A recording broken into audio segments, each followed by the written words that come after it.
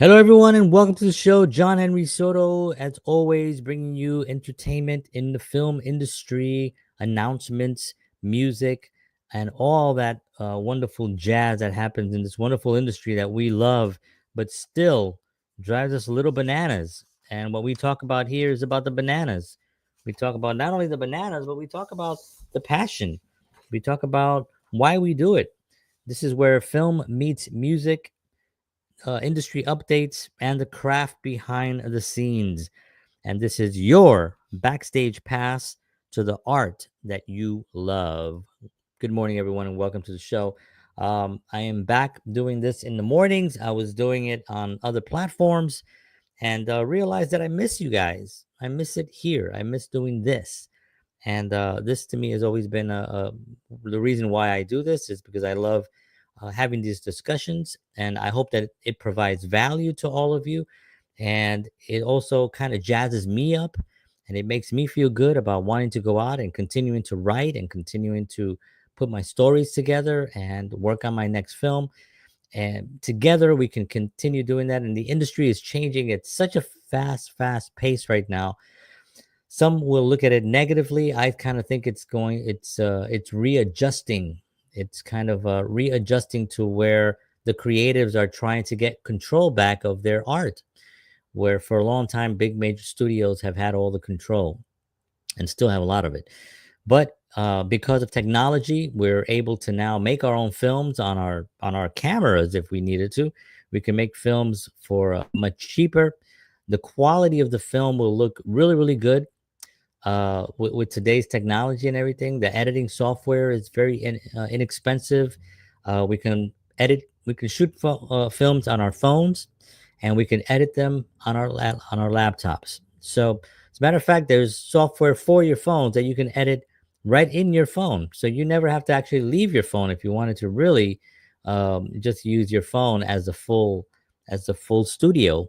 And this is the world that we're living in right now. So I like to have these conversations because one, I do a lot of reading about this. I'm on the dailies, which is a online publication that you can subscribe to, where you get all the information behind the scenes.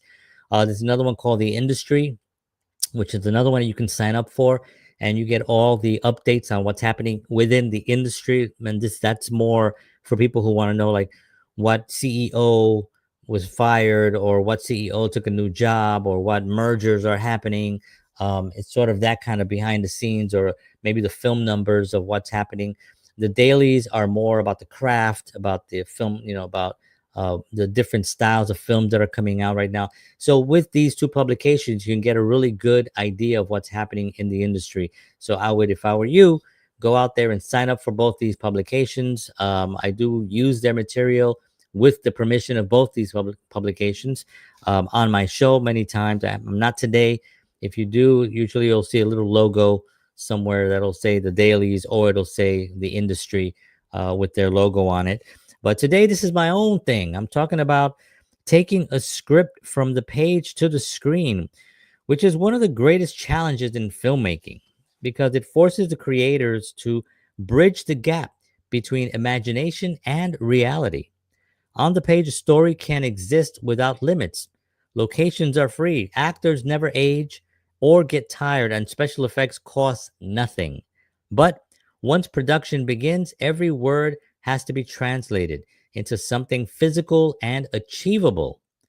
That's where the real test lies, making sure the soul of the story survives while adapting it to the practical world of budgets, schedules, and human limitations. It's very funny. I had some friends of mine wrote a script, and I get scripts sometimes. People send me, "Hey, can you read my script?" So I said, "Okay, yeah, I'll read." So I started reading the script, and no disrespect to them or anything like that. It was entertaining. I knew what they were trying to go for, but they were using music. They were saying, like, scene opens with the Beatles. It's been a hard day's night, and then it goes into U2. Haven't found haven't found what I'm looking for, and then it goes into the Police, and then it goes into Elvis, and then it goes into the Beatles again, and all these stuff. And I'm thinking to myself, one of these songs it's going to cost you $1 million. One. So already you have 4 or 5 songs in there. You got $5 million just on music that you want to use, snippets of music. And, they didn't understand that. So that's the thing. On the page, when you're writing, the world is yours because it's your imagination. You can go as big as you want to go and write it. Then the challenge is if you want to shoot it, if you want to shoot it and you want to shoot a film with that you wrote that has all these elements of grandeur, well, then it's going to be very, very difficult because of finances, locations, actors, you know, um, and that's where you have to then tailor your script to what you want to make. Now you can hold on to it and you can say, I'm going to make this the way I want to make it. I'm going to raise the money for it. I'm going to just go shopping it around. I'm going to go to Hollywood. I'm going to go knock on doors. That is a way that you can get your film made, maybe possibly. And if it's a good script, you may get it made that way and you'll have all the budgets and everything. But if you just want to shoot film, and you just want to shoot it, then you have to tailor it, which is if you look at my last film, my last few films that I shot, I used a lot of the same locations. Now I did a lot of creativity in what I use in my work because I had certain locations that I knew I had access to. One of them was when I was a real estate agent, I had my office, and the broker is one of my best friends. He brought me into real estate. He's sort of he's like an older brother, fatherly figure kind of a guy, and a great man. And he said, "Yeah, you can use my office. It's not a problem." So I shot 3 films in there, just in that section. And I had to change up, some of the locate, the spaces that I used back there. But I tell you what, it was easy because I had the location. So I had to tailor my story, which at first, when I first wrote it, was about a factory. I had to tailor it to an office setting because I had an office and I did not have a factory. So that's what I did. I kind of just changed it around to a factory setting. Same thing with the film. There was a series that I was starting called Ride in Bayonne. You can see these all, by the way, on YouTube. They're all on YouTube. Everything I post is on YouTube, on my personal channel. So if you think about it, uh, your house, your home, if you think about it, can be used. You can use a lot of locations in your home, providing you have a family that's supportive, right? So I had in my house, I had 4 doors that entered into my house. How can that be, right? So you had the front door, which is the front door.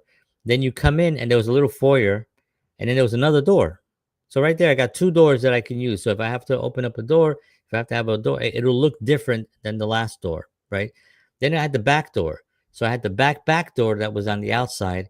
Then you walk in, and there's a couple of steps to go up, and then there's the door to our actual place, to the actual the floor that we lived on, which was the first floor, and it was a 3-floor house. So that was so right there I have 4 doors that I use, and I used all 4 doors for films. I used it for a film called Listen Charlie. I used it for another one called What's Cooking.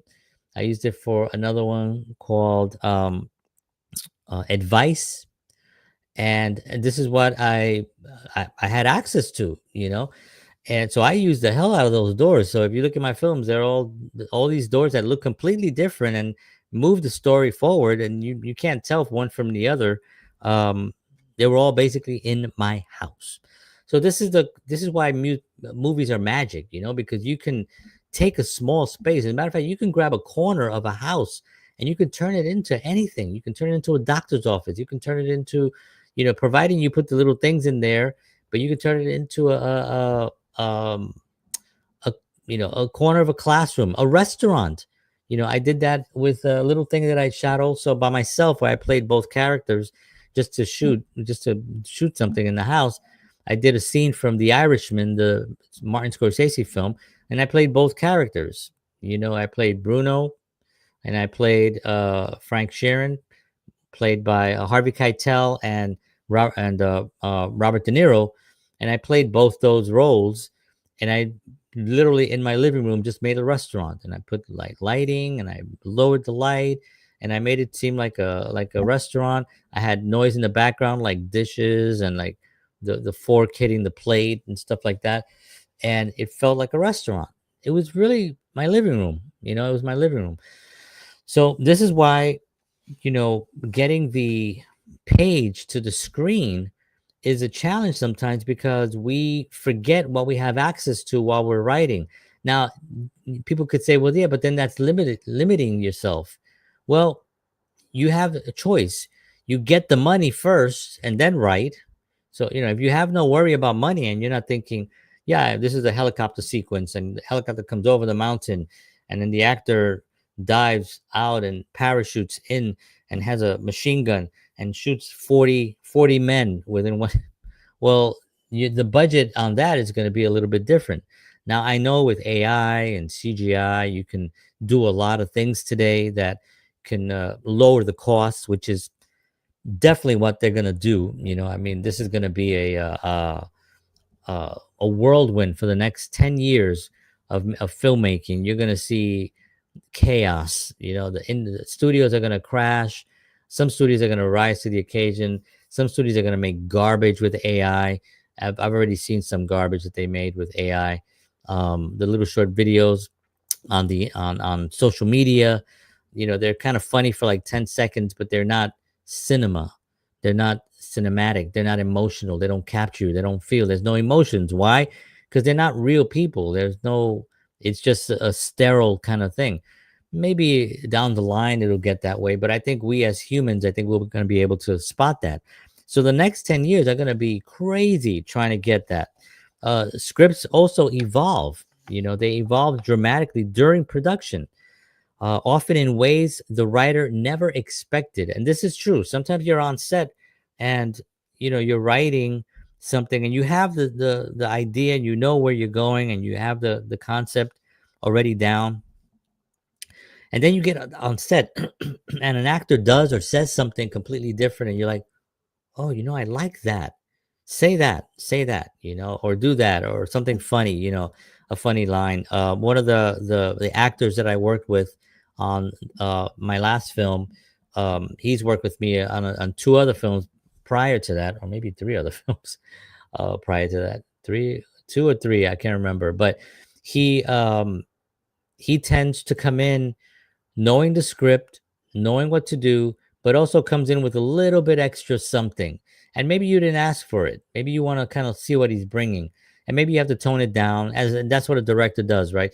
You don't want to go too over the top where it distracts from the storytelling, right? You want to keep the story moving. So you don't want a character that's going to almost feel like doesn't fit in or something. Or maybe the character is too much, it's too over the top and you got to bring it down a little bit, right? It's like Robert De Niro says, right? Always do less. When you think you should do more, no, do less. And if the director needs more out of you, he's going to pull more out of you. But in real life, that's how we behave. But when we're driving, we're not driving like I see actors sometimes driving. They're acting like they're driving. I'm like, what are you doing? Nobody drives that way. How do you drive? That's it. You just drive. You just drive. There's no it's very simple. So sometimes you have to bring it down, but an actor can bring something to the table and you're like, oh, that's interesting, I never thought about that. Let's work on that. Let's develop that, what you're bringing to the table. And it changes things. An actor may interpret a line differently. A location might inspire new dialogue. A director might find that a scene plays better without words at all. That sometimes is true. Sometimes I'll see especially independent films or younger film. They'll spend a long time. If you want to keep moving the like not I'm not talking about Igmar Bergman, right? Like Bergman, you know, would keep a close up on someone that was awkwardly long, and he did it on purpose. He just had close-ups, like, and he just kept the character's eyes in frame for what felt like a odd time. But Bergman was Bergman, and he was a genius, and he was different. So you can't compare that, you know. But if you're trying to tell a story and you're trying to move it forward, so let's say a guy, I always give this example because I remember this from a film, a pilot that I was in. So a guy comes in and buys cigarettes, right? He goes into the grocery store. He asks for a pack of cigarettes. Guy gives him the cigarettes, and he pays for the cigarettes. Says thank you. He goes outside, hits the pack. I don't know what that means. I don't smoke, but I know I see people do that. So he hits the pack, opens it up, lights a cigarette, and then he goes off, right? So that whole section took up quite a few shots, right? You got to get the indoor, you got to get the money exchange, you got to get both sides, you got to get the entrance, you got to get the leaving. So there's a lot of different shots that happen within that little. On screen, it's going to be literally 30 seconds, maybe less than that, maybe 15 seconds, right? But couldn't you just show him coming out of the grocery store, hitting a pack of cigarettes and lighting up, and then just walking away? The audience knows he went in, he bought the cigarettes. He doesn't have to see, unless the purchasing of the cigarettes and the person involved in selling the cigarettes was a crucial part of the scene or of the film, and it has to be shown. Other than that, there's no reason to show it. The guy comes out, packs his tent, lights it up, walks out. You know, he went in, he bought a pack of cigarettes, he walked out. So that's done. So these things sometimes, you know, will change it. You know, a director might find that a scene plays better without words at all. Like that scene, like, hey, how you doing, Joe? Good. Yeah, let me get a pack of Marlboro. All right, cool, no problem. All right, have a great day. Well, maybe you didn't need all that. All you needed was the guy coming out, lighting a cigarette. You figure it out the whole thing from there, and you save money on shooting because that's where the money is. And you know, even though I haven't shot big budget films, I already think with big budget. You know, I know what things should cost, and I'm always thinking like, okay, how would I do that cheaper but to get the same effect? You know, I mean, there are films that were made, you know, 50 years ago that really had no budget, you know, very, very little budget, and did an amazing job with intuition, being, hey, you know what, being creative. Remember that? Yeah, just be creative. You know, we don't have to just rely on the technology to do everything for us. We can also be creative, and what's the word I want to look for? It's not just creative, it's innovative. You know, we want to be innovative and do something. Hey, maybe how can we get this? Maybe we can do it this way.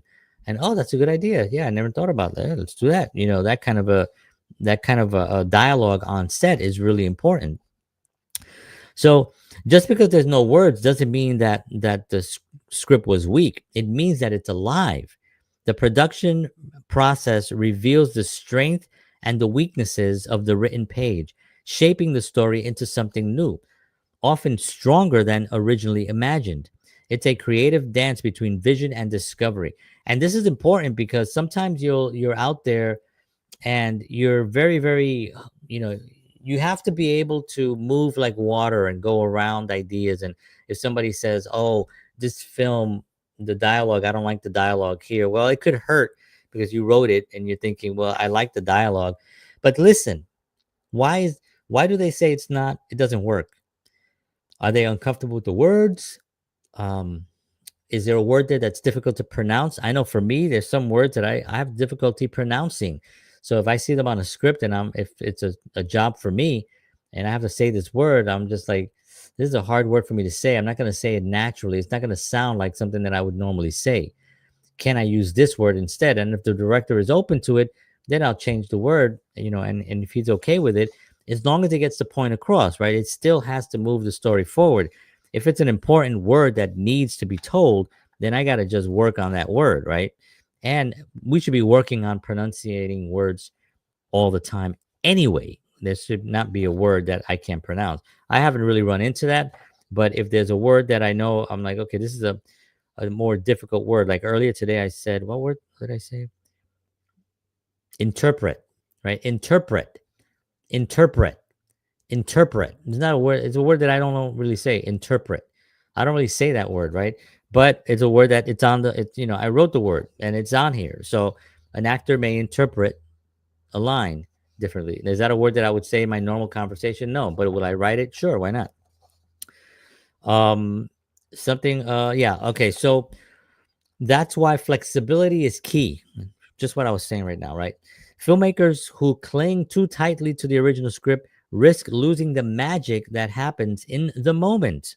At the same time, straying too far can water down the story's heart. And this is what I was saying before. Sometimes an actor will bring like a great line, and it may be funny, and it may be, but it may not be appropriate at that moment and at that time.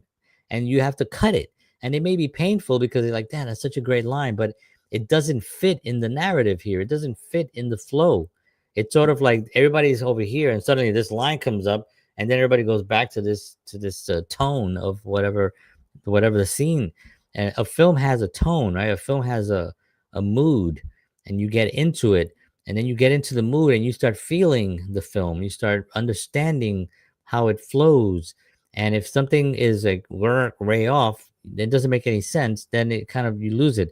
There was a film with Ben Kingsley, who's a genius actor, and it was one of his. It was a really strange film, and there was a character in there who played a police officer. I can't remember the name of the film, but it was a long title: "The Sun, the Moon, the Sky." Was kind of this long title, and the police officer in this film was a highly awarded police officer for, like, I don't know, 18, 20 years or something like that.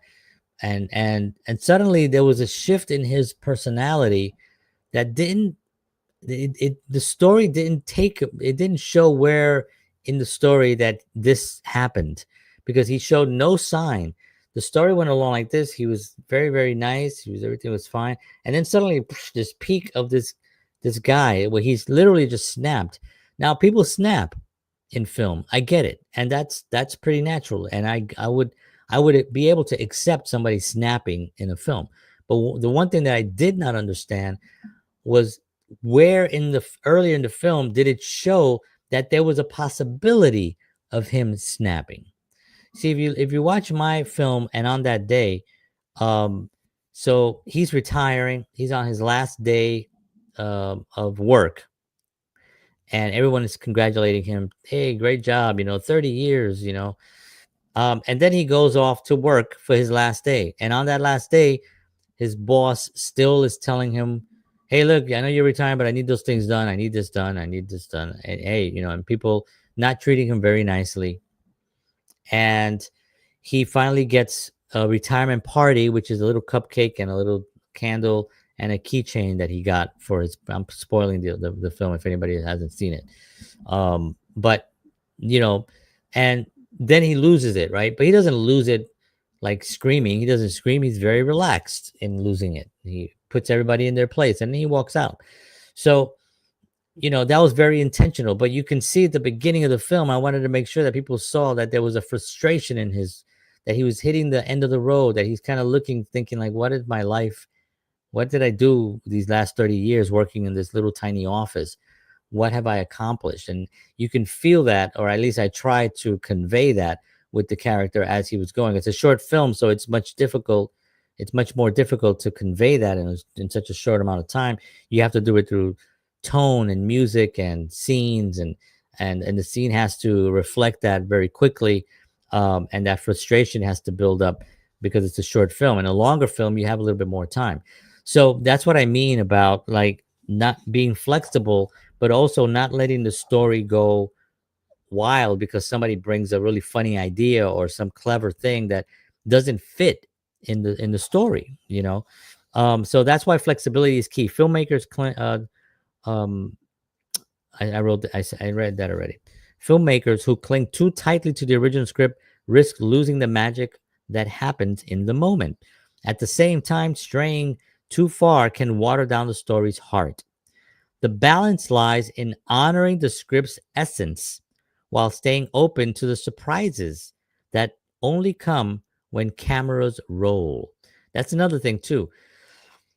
You know, sometimes, and I did this in the beginning and I learned later on, you cut too fast. Somebody makes a mistake in a line, you cut too fast. Don't cut. don't cut. Let the scene play out. Tell the actors also, say, look, I'm not gonna don't cut. Even if you mess up your line, don't stop. Keep going, because maybe the mess up was, people mess up in real life when they're talking, right? People say it, people stutter, people think of ways to say something. Maybe they say it incorrectly and then they correct themselves. That happens in real life. So you want to keep that natural flow happening and let the scene kind of play out. And then after you've exhausted that, you cut, and then you go back and do it again if you need to, or you say, I like that. I can use this. Always as a director, think as an editor too, right? I can use that clip. I can cut to this. I could cut to him while he's doing that, or I can cut that out because I don't need that line. I have it in another shot. So I have the audio of that, so I can pop that audio in while I cut. There's so many different things that you can think about at that moment, but just look and see what that made you feel, and be in the scene, be not in the scene, but I mean, be right there, be seeing their eyes and seeing what's you're seeing in person, not on the screen, not on, if people use a video screen to see the the shot. I don't like to do that. I like to actually be there and see it. um the journey from script to screen is never a straight line, but when done well, it can transform a good story into something that is unforgettable. And that's what we're all striving for. We're trying to put something together that's unforgettable, that's exciting to an audience, that you get excited about, that you can really build on for your next project. And also give opportunities to other actors and give them the platform and give them a foundation where they can go out and perform and show their best.